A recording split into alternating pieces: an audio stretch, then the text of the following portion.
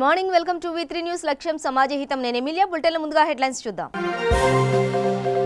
కేంద్ర కేబినెట్ లో కీలక నిర్ణయాలు తీసుకున్న ప్రభుత్వం. జమ్మూ కాశ్మీర్ లో కేంద్ర చట్టాలు అమలు, సరోగసీ క్రమబద్ధీకరణ బిల్లుకు గ్రీన్ సిగ్నల్. తెలంగాణ వ్యాప్తంగా కొనసాగుతున్న పట్టణ ప్రగతి. కాలుకు బలపం కట్టుకుని తిరుగుతున్న మంత్రి కేటీఆర్.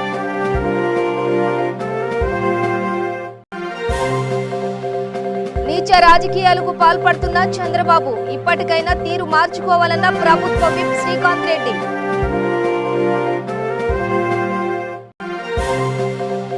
కంది పంట కొనుగోలులో ఇబ్బంది పెడుతున్న అధికారులు. ఆవేదనతో రోడ్డెక్కిన జగిత్యాల కంది రైతులు. డీటెయిల్స్ చూస్తే జమ్మూ కాశ్మీర్లో ఇక నుంచి కేంద్ర చట్టాలు ఎటువంటి అభ్యంతరాలు లేకుండా అమలు కానున్నాయి. ఈ మేరకు కేంద్ర కేబినెట్ గ్రీన్ సిగ్నల్ ఇచ్చింది. కాశ్మీర్లో అమలులో ఉన్న ఆర్టికల్ 370ని గతేడాది ఆగస్టులో కేంద్రం రద్దు చేసి రాష్ట్రాన్ని 2 కేంద్ర పాలిత ప్రాంతాలుగా విడగొట్టింది. అంతకుముందు వరకు అక్కడ కేంద్ర చట్టాలు అమలు కావాలంటే ఆ రాష్ట్ర అసెంబ్లీ ఆమోదం అవసరమయ్యేది. ఆర్టికల్ 370 రద్దు తర్వాత ఆ అవసరం లేకుండా నేరుగా అమలు చేసే సౌలభ్యం కేంద్రానికి లభించింది.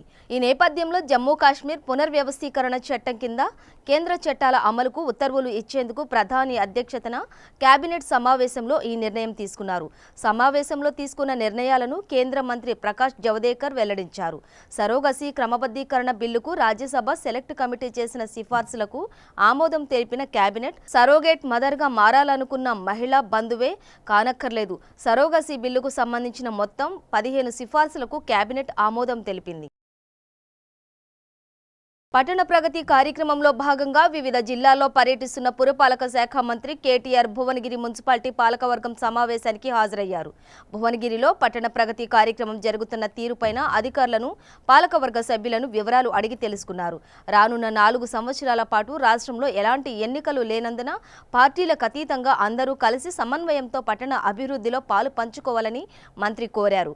భువనగిరి పట్టణ సమగ్రాభివృద్ధికి అవసరమైన కార్యక్రమాలను చేపట్టాలని ఈ సందర్భంగా పాలకవర్గానికి మంత్రి సూచించారు. జిల్లాలో ఉన్న మున్సిపాలిటీలకు ఎన్నికైన నూతన ప్రజాప్రతినిధులకు తెలంగాణ నూతన మున్సిపాలిటీ చట్టం పైన శిక్షణ కార్యక్రమాలు ఏర్పాటు చేయాలన్నారు.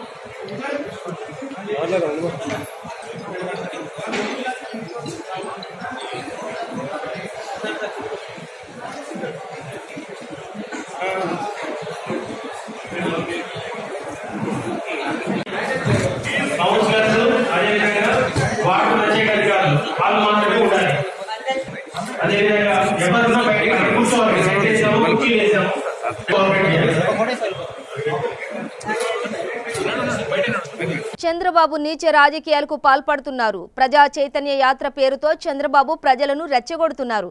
3 సార్లు సీఎంగా చేసిన వ్యక్తి ఇలాగైనా వ్యవహరించదని ప్రభుత్వ విప్ గడికోట శ్రీకాంత్ రెడ్డి ప్రశ్నించారు. చంద్రబాబు ఎస్ఎన్ ల్యాండ్ గురించి మాట్లాడడం సిగ్గుచేటు. పేద ప్రజలకు 1 గజం స్థలమైనా పంచవా అని నిలదీశారు. 15 ఏళ్లుగా సీఎంగా ఉన్నప్పుడు ఎప్పుడైనా భూమి పంపిణీ చేశావా? రాయలసీమ ప్రాజెక్టుల గురించి మాట్లాడే అర్హత ఉందా చంద్రబాబు హయాంలో ప్రతిపక్ష ఎమ్మెల్యేలపై దాడులు జరిగాయి. ఇప్పుడు ప్రతిపక్షంలో ఉండి అధికార పార్టీ ఎమ్మెల్యేలపై దాడులు చేస్తున్నారు. మీరు దౌర్జన్యాలు చేస్తే భయపడతామని అనుకుంటున్నారా? చంద్రబాబు నీచ సంస్కృతి మానుకుంటే మంచిదని ఆయన హెచ్చరించారు. మనకందరికీ కూడా స్పష్టంగా కనపడుతోంది. నువ్వు పిచ్చెక్కి ప్రజాదరణ పొందుతున్నాడు జగన్మోహన్ రెడ్డి గారు అని చెప్పి బాధతో నీ ఇష్టం వచ్చినట్టు నువ్వు రెచ్చిపోయి మాట్లాడినా మా నాయకుడు ఏ రోజు కూడా నిన్నేం అనట్లేదు అని అంటే ఆయన సంస్కారానికి నిదర్శనం. నువ్వు మాట్లాడుతున్నటువంటి మాటలు చూసి టీవీలు చూసేవాళ్ళు కానీ నిన్ను చూడడానికి అక్కడికి వచ్చిన వాళ్ళు కూడా పక్కన కామెంట్స్ చేసుకుంటే ఏమని కామెంట్స్ చేసుకుంటున్నారో ఒకసారి నువ్వు తెలుసుకుంటే బాగుంటుంది. అదే రకంగా ప్రజా సంకల్ప యాత్రలో నిన్న తన కుప్పంకి వెళ్ళాడు. అక్క చెల్లెలు బిందెలతో నీళ్లు ఇంటింటికి తిరుగుతున్నారు, నీళ్లు దొరకట్లేదు అని నువ్వు మాట్లాడావు. 25 సంవత్సరాలు 30 సంవత్సరాల నుంచి ఆ నియోజకవర్గానికి నువ్వు శాసనసభ్యుడిగా ఉండి నీకు సిగ్గనిపించలేదా?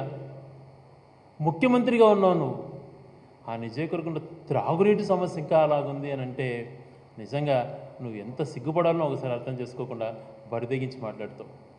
అదే మీటింగ్లో మళ్ళీ అంటావు, ఒక సోదరుడు సార్ నేను ₹1,00,000 లంచం ఇచ్చాను ఆన్లైన్ చేయించుకోవడానికి అని అంటే నువ్వు పూర్తిగా ఆయన మాట వినకుండా చూడండి తమ్ముళ్ళారా ₹1,00,000 ఇచ్చాడు ఈ ప్రభుత్వంలో ఆన్లైన్ చేయించుకోవడానికి లంచాలు అడుగుతున్నారు అని మాట్లాడు.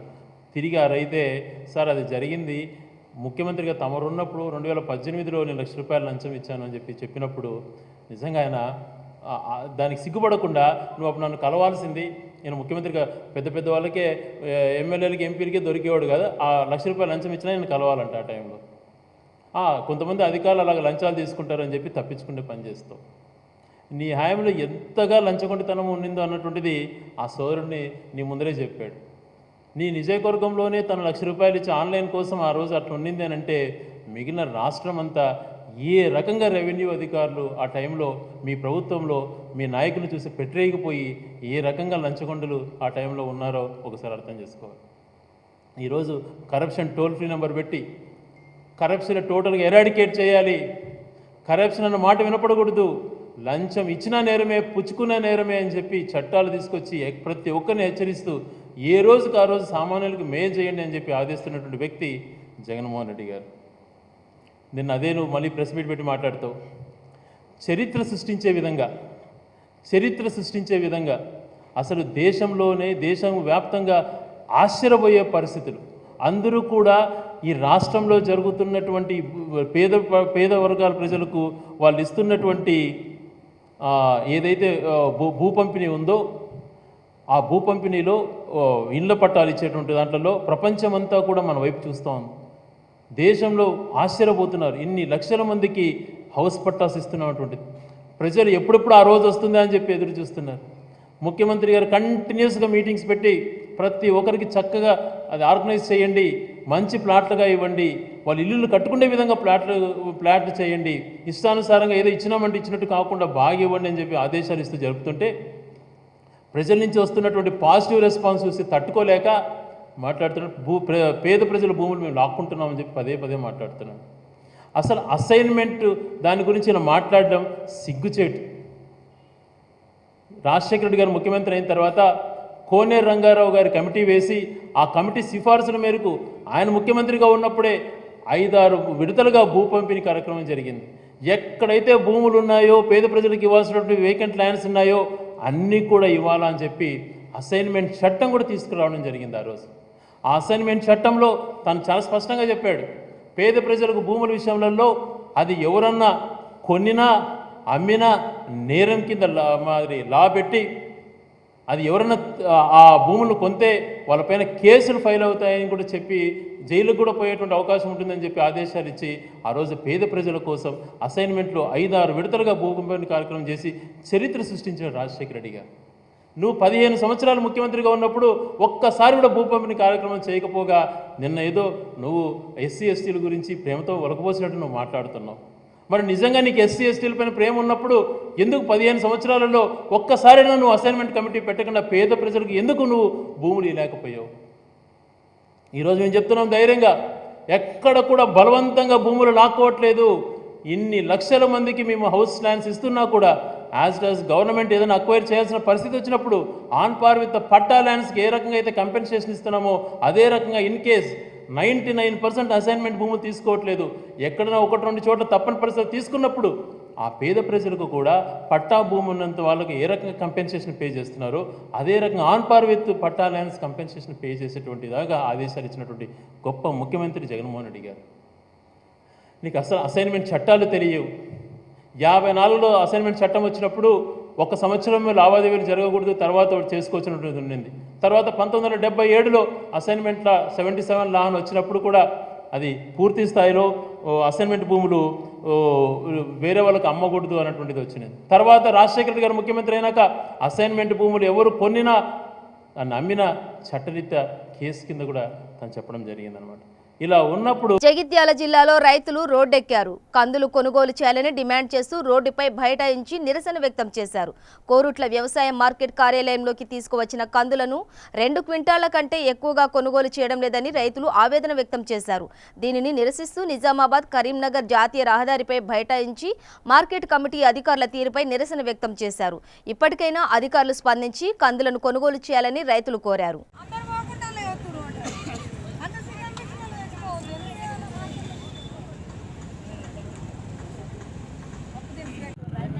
వీటికి చాలా అయింది. కందులు కొంటామన్నారు, తెచ్చినాము. ఎకరాన 5 క్వింటాలు కొంటామన్నారు. వీళ్ళు ఎప్పుడో లిస్టు చెప్పుకున్నారట. ఆ లిస్టు ఇంతమంది రైతులకు వాళ్ళకు ఎప్పుడు ఏమాలు అని చెప్పి రాసుకోవాలి, వాళ్ళకి తెలియదు, రైతులకు తెలియదు. అట్లా రాసుకొని వచ్చారు. ఎకరాన 5 క్వింటాలు కొంటామన్నారు. ఇప్పుడు 5 క్వింటాల మాట 2 క్వింటాలరే కొంటారట. 2 క్వింటాలర ఇంకా మిగిలిన తొగలు మేము ఇంటికి ఎత్తుకపోయి ఏమైనా వేసుకున్న సంబంధం లేదు. ఎకరాన 2 క్వింటాలరే కొంటామన్న వాటి మిగతా కందులు మేము ఏం చేసుకోవాలా? ఎకరాన 2 క్వింటాలరే పడతాయా? ఎక్కవండి మేము ఏం చేసుకోవాలా? ఇది పరిస్థితి. 14 మేజర్ చూస్తామన్నారు. ఇప్పుడు 12 అంటారు. 12 అయినా మేము ఒప్పుకున్నాము. మేజర్ వచ్చింది. మేజర్ వచ్చినా కూడా కుప్ప దగ్గర కట్టలేరు. అవి నొప్పితలేరు, ఎత్తలేరు, జోకుతలేరు. 12 రోజులు అవుతుంది. పొద్దున లచ్చుడు, సాయంత్రం పోవుడు. కత్లాపూర్, ఇబ్రాపట్నం మండలం, కత్లాపూర్ మండలం, ఇదే రావుపేట మొత్తం మెట్పల్లికి కోట్ల చుట్టాం మేము. తెలంగాణ రాష్ట్ర ప్రభుత్వం ఏర్పాటు చేసిన పట్టణ ప్రగతి కార్యక్రమంలో కరీంనగర్ జిల్లా కొత్తపల్లి పట్టణంలో శివాని డిగ్రీ కాలేజ్ యాజమాన్యం మరియు విద్యార్థులు వారం రోజుల పాటు ఎన్ఎస్ఎస్ శిబిరం నిర్వహిస్తున్నారు. స్థానిక మున్సిపల్ ఆఫీసులో జరిగిన ప్రారంభోత్సవానికి municipal chairman Rudraraju, municipal commissioner Srinivasareddy, councillors, ఇతర నాయకులు, అధ్యాపక బృందం మరియు విద్యార్థులు సంఘం చౌరస్తా నుండి హైస్కూల్ వరకు స్వచ్ఛ భారత్ కార్యక్రమం చేపట్టారు. ఎందుకంటే మా పట్టణ ప్రగతిలో భాగంగా మీరు ఎన్ఎస్ఎస్ క్యాంప్స్ నిర్వహించడం అనేది మాకు చాలా అదృష్టం. ఈ ప్రోగ్రామ్ చేసినటువంటి సాధారణ గారు, హరికాంత్ గారు, అలాగే మా కమిషనర్ శ్రీనివాస్ రెడ్డి గారు, మా కౌన్సిలర్స్ ముందన్న గారు, వేణుగోపాల్ గారు, అలాగే శేఖర్ గారు, బాబా గారు వస్తారు రాదు అని మనకి ఎప్పుడు తెలియదు. వాస్తవం ఈ ప్రోగ్రామ్ మేము అడ్వర్టైజ్ చేస్తానికి చెప్పడానికి మా కౌన్సిలర్ ఈరోజు వస్తారనే విషయం మాకు ఈరోజు ప్రోగ్రామ్ తెలియదు. యాక్చువల్గా రేపు వస్తున్నామని చెప్పి సార్ ఫోన్ చెప్పింది. చెప్పిన తర్వాత వస్తాను వాళ్ళు ఇంకా 5 మంది వచ్చాము. కలెక్టర్ గారు వచ్చారు, కలెక్టర్ ప్రోగ్రామ్లో ఉన్నాం. అందుకే మిమ్మల్ని ఒక హాఫ్ అవర్ వెయిట్ చేసినాం. దాన్ని తీసుకున్నాం. మేము మీకు కావాల్సిన అవసరాలు ఏదున్నా కూడా మీరు సార్ చెప్పండి. మా ద్వారా మీకు సార్ తెలియజేస్తారు. మీకు రూమ్ అరేంజ్ చేయడం జరిగింది. ఏమైనా అవసరాలు ఉన్నాయో, ఇబ్బందులు ఉన్నా కూడా కొంచెం మీరు పెద్ద మనసుతో ఓర్చుకోండి. ఏదన్నా అట్లాంటి ఇబ్బంది లేకుండానే మేము శాయశక్తిగా ప్రయత్నం చేస్తాము. ఆ విధంగా మీకు అందరికీ ఆల్ ద బెస్ట్. గుర్తొస్తుంది నాకు 10 days క్యాంప్ అంటే ఆ 10 days ఏ విధంగా గడిచిందో తెలియదు. చుమ్మరంగిలో ఉన్న స్కూల్ మీద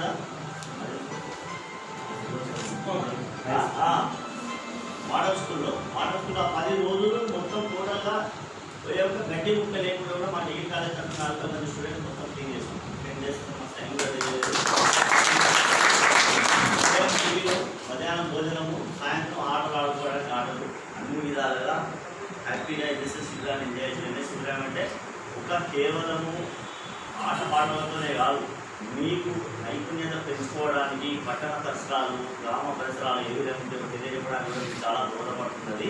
ఎన్ఎస్ఎస్ శిబిరం అనేది అంత ఈజీ అయినా కాదు. కాకపోతే మీకు ఎన్ఎస్ఎస్ శిబిరం ద్వారా వచ్చే సర్టిఫికేట్ కూడా చాలా పనిచేస్తుంది. నాకు ఎన్ఎస్ఎస్ ద్వారానే నాకు ఎన్నో డిగ్రీ కాలేజ్లో నాకు సీట్ వచ్చి కూడా ఎన్ఎస్ఎస్ సర్టిఫికేట్ కూడా నచ్చిందని ఫస్ట్ లిస్ట్ పెట్టిందో, సెకండ్ లిస్ట్ పెట్టింది, థర్డ్ లిస్ట్ పెట్టింది నేను చూసుకోలేదు. తర్వాత నాకు సర్టిఫికేట్ కాకపోతే ఈ సర్టిఫికేట్ ద్వారానే నాకు సీట్ వచ్చింది. Degree college basic NS camp ఏదైతే చేసినో అప్పుడు వాస్తవంగా ఎప్పుడు ఇప్పుడు మీరు చేసే క్యాంపు 1 వీక్ క్యాంప్, ఈ రోజు నుంచి మొదలైన మీ క్యాంపు వారం రోజులు. ఈ వారం రోజులు మీరు చేసే మా పట్టణానికి చేసే సాయం ఏంటంటే, మీరు ఒక గ్రూప్గా విభజన అయ్యి, మాకు 12 డివిజన్లు ఉన్నాయి ఇక్కడ. మా 12 డివిజన్లలో మీరు పాల్గొని మీ సేవలు మీ కాలేజ్ ద్వారా మాకు అందించాలని మేము కోరుకుంటున్నాము.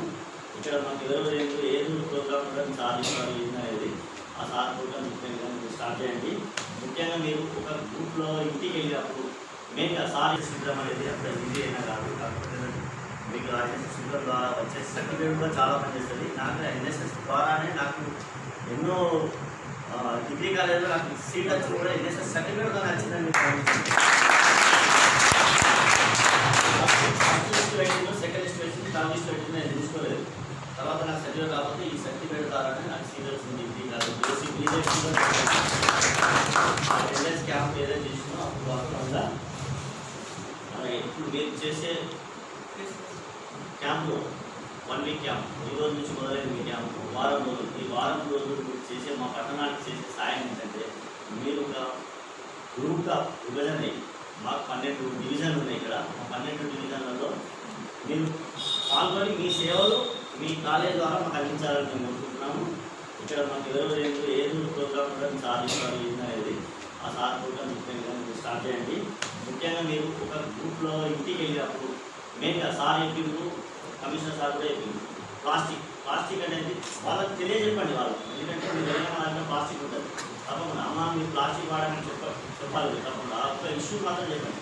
చెత్త బయట వేసి ఉంటుంది, మిమ్మల్ని చెత్త బయట వేయండి, ఈ విధంగా వేస్తే బాగుంటుంది అమ్మా అని. మీకు మున్సిపల్ వాళ్ళు కడి చెత్త బుట్టలు ఇస్తారు. మీకు కడిది పొడిది 2 చెత్త బుట్టలు ఇస్తారమ్మా. మీకు స్టార్ట్ చేస్తారు. ఆ విధంగా మీరు వేసుకోండి. చెత్త బుట్టలు మంచిగా వాళ్ళు వేస్తారంటే వేరే దానికి వాడతాం, అట్లా వాడతామా. చెత్త బుట్టలు 25 ఖమ్మం జిల్లా తిరుమలాయపాలెం మండలంలోని హైదర్ సాయిపేట గ్రామానికి చెందిన హఫీజా బేగం తన భూమిని తనకు పాస్బుక్ చేయడం లేదని వాటర్ ట్యాంక్ ఎక్కి నిరసన తెలిపింది. ఈ సంఘటన తిరుమలాయపాలెం తహసీల్దార్ కార్యాలయం దగ్గర జరిగింది. అధికారులు పట్టించుకోకపోవడంతో వాటర్ ట్యాంక్ ఎక్కినట్లు తెలిపింది. అధికారులు వెంటనే స్పందించి న్యాయం చేయాలని డిమాండ్ చేసింది.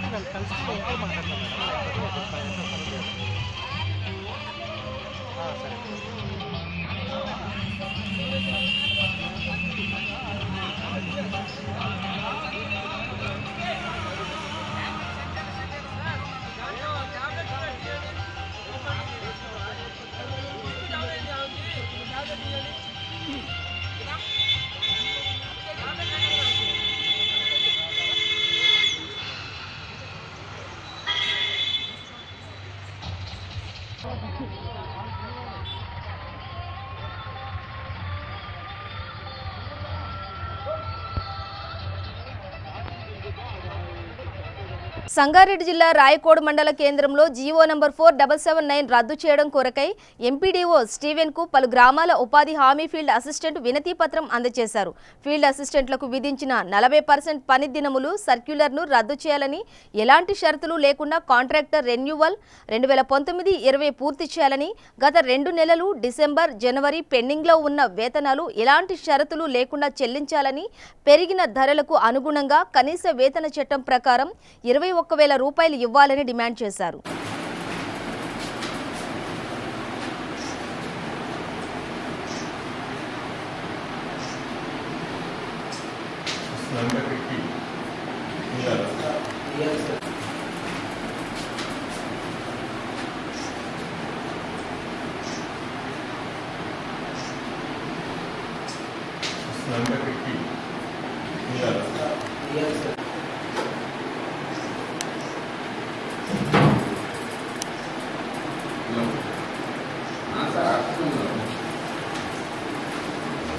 మెదక్ జిల్లాలోని హవేలీ ఘనపూర్ మండలంలోని తోగిట గ్రామంలో 3వ వార్డులోని రోడ్డు మీద మురికి నీరు పారుతుందని గ్రామ సర్పంచ్ మరియు పంచాయతీ సెక్రటరీకి ఎన్నిసార్లు చెప్పినా పట్టించుకోవడం లేదని గ్రామస్తులు ఆగ్రహం వ్యక్తం చేస్తున్నారు. ఈ మురుగునీటితో అనేక వ్యాధులు వస్తున్నాయని వారు ఆవేదన వ్యక్తం చేస్తున్నారు.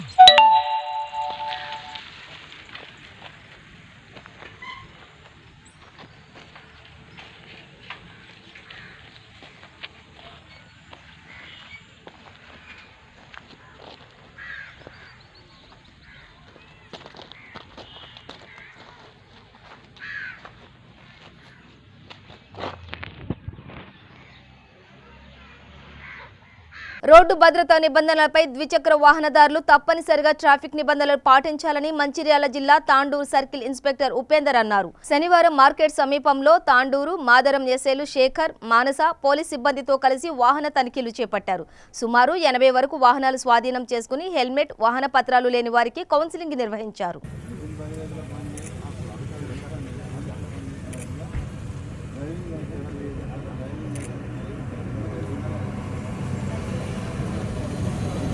యాదాద్రి భువనగిరి జిల్లా యాదగిరిగుట్ట మండలం వంగపల్లిలోని ఎనాల్ డ్రగ్స్ కంపెనీలో అగ్ని ప్రమాదం సంభవించింది. మంటలు భారీగా ఎగిసి పడుతుండటంతో కార్మికులు భయాందోళనకు గురయ్యారు. ప్రమాదానికి గల కారణాలు అధికారులు పరిశీలిస్తున్నారు.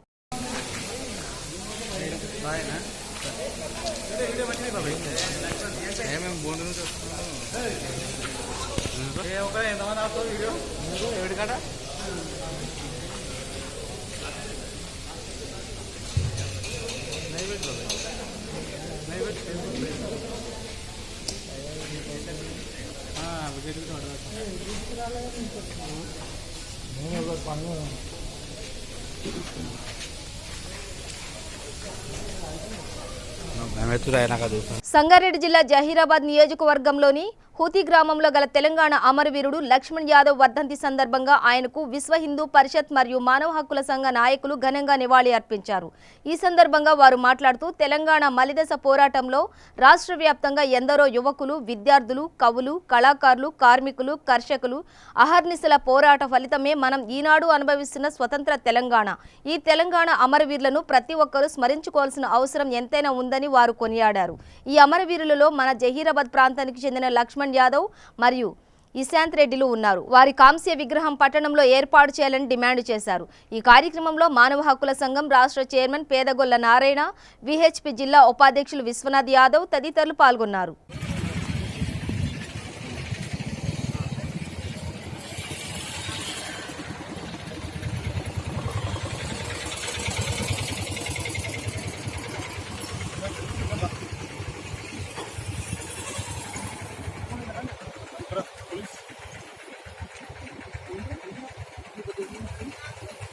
ఇక్కడ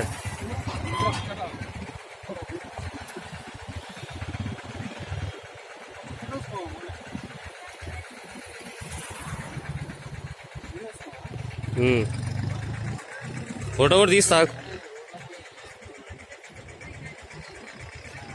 జోహార్ తెలంగాణ అమరవీరుడు లక్ష్మణ్ యాదవ్ అన్నగారికి జోహార్. జోహార్ జోహార్ తెలంగాణ అమరవీరుడు లక్ష్మణ్ యాదవ్ అన్నగారికి జోహార్. జోహార్ జై తెలంగాణ, జై తెలంగాణ, జై తెలంగాణ, జై తెలంగాణ.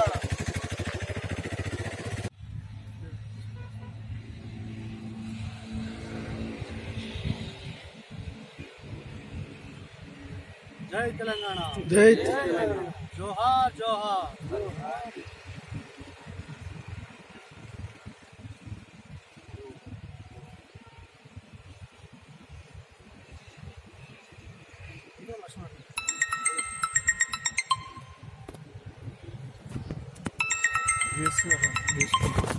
నారాయణపేట జిల్లా మరికల్ మండలంలోని ఎక్లాస్పూర్ గ్రామంలో 5 సంవత్సరాలకు ఒకసారి జరుగు శ్రీ రేణుకా ఎల్లమ్మ మరియు బీరప్ప బండారు ఉత్సవంలో భాగంగా రేణుకా ఎల్లమ్మ దేవతా విగ్రహాన్ని గ్రామంలోని ప్రధాన వీధుల గుండా ఊరేగింపు జరిపి మాదాసి కురువ కులస్సులు పసుపు బండారు వేసుకున్నారు. ఈ ఉత్సవానికి బొంబాయి, అమర్నాథ్ తదితర పట్టణాలకు వలస వెళ్లిన కురువ కులస్సులు తరలివచ్చారు. ఎల్లమ్మ ఉత్సవాలు జరుగుతున్నాయి. నారాయణపేట జిల్లా మరికల్ మండలము ఎక్లాస్పూర్ గ్రామంలో సాంప్రదాయ ప్రకారంగా గత కొన్ని వందల సంవత్సరాల నుంచి జరుగుతున్న కార్యక్రమము ఇది. మదాసి కురువల యొక్క ఉత్సవాలు. అందుకొరకు ఈ ఉత్సవంలో అధిక సంఖ్యలో కులస్తులు, మా కుటుంబ ఆడపడుచులు అందరూ అధిక సంఖ్యలో పాల్గొని మా యొక్క కార్యక్రమానికి జయప్రదం చేస్తారు. ఈ తరతరాల నుంచి వస్తున్న ఆచారము. ఇక్కడ ఈ యొక్క ఆమెకు ఎల్లమ్మ దేవతకు నోటితాళం వేస్తారు. ఊరేగింపుగా చేసి తర్వాత అందరూ వచ్చి గొంగడి వరసుకుని కూర్చుని కుటుంబ సభ్యులంతా కూర్చుంటే కులస్తులంతా వచ్చి బండారు తల్లి వాళ్ళకు ఆశీర్వాదంతో కొలుస్తారు. అందుకొరకే ఈ యొక్క కార్యక్రమానికి అధిక సంఖ్యలో పాల్గొనగలరని కోరుతున్నాను. మరియు 2వ తారీఖు కూడా బీరప్ప ఉత్సవాలు ఉన్నవి. దానికి కూడా మన కులస్తులందరూ చాలా మంది వచ్చి పాల్గొని జయప్రదం చేయగలరని కోరుతున్నాము.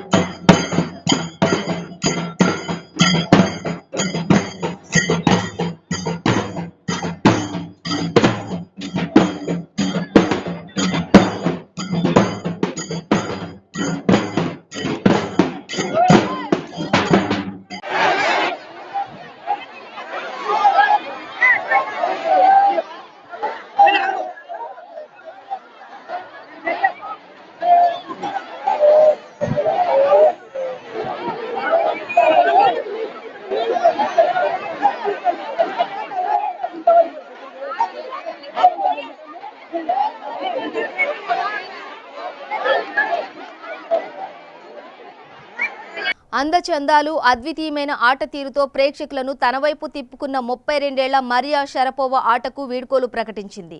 గ్రాండ్ స్లామ్ టైటిళ్లను 5 సార్లు సొంతం చేసుకున్న ఈ రష్యన్ ముద్దుగుమ్మ టెన్నిస్కు వీడ్కోలు ప్రకటిస్తూ తీవ్ర భావోద్వేగానికి గురైంది. మనకు తెలిసిన ఒకే జీవితాన్ని ఎలా వదులుకోవాలి అని చెమర్చిన కళ్లతో పేర్కొన్నారు షరపోవా. చిన్నప్పటి నుంచి ఆడుతున్న టెన్నిస్ కోర్టుకు దూరంగా ఎలా వెళ్లగలమని ప్రశ్నించింది. టెన్నిస్ తనకు ఎన్నో మరుపురాని అనుభూతులు, చెప్పుకోలేని దుఃఖాలు ఇచ్చిందని పేర్కొంది. 28 ఏళ్ల పాటు తనతో నడిచిన ఈ ఆట తనకు కుటుంబాన్ని ఇచ్చిందంటూ భావోద్వేగానికి గురైంది. ఇది చాలా బాధాకరమని పేర్కొన్న షరపోవా ఇక గుడ్ బై అని చెప్పింది. 2014లో వింబుల్డన్ గెలుచుకున్న మరియా తీవ్రమైన భుజం నొప్పి కారణంగానే ఈ నిర్ణయం తీసుకున్నట్టు తెలుస్తోంది. ఒకప్పుడు ప్రపంచ నెంబర్ 1గా ఖ్యాతికెక్కిన షరపోవా 373 ర్యాంకుతో కెరియర్ను ముగించింది.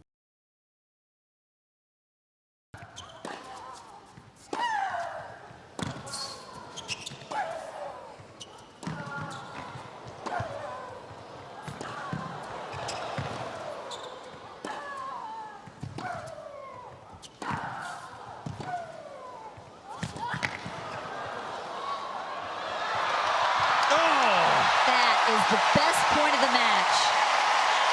Absolutely incredible tennis.